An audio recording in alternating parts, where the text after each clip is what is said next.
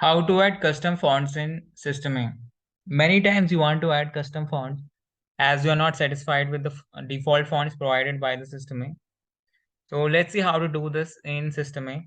So first of all, you need a website from where we can download the fonts.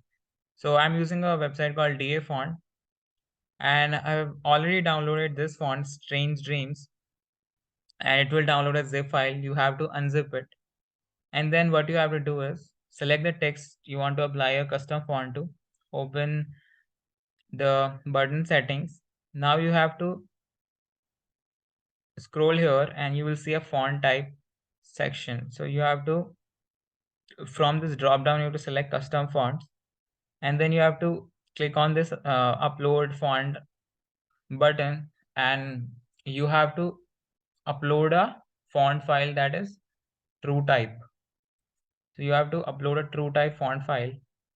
For that, you have to and select your file and open it, and this will start uploading the file.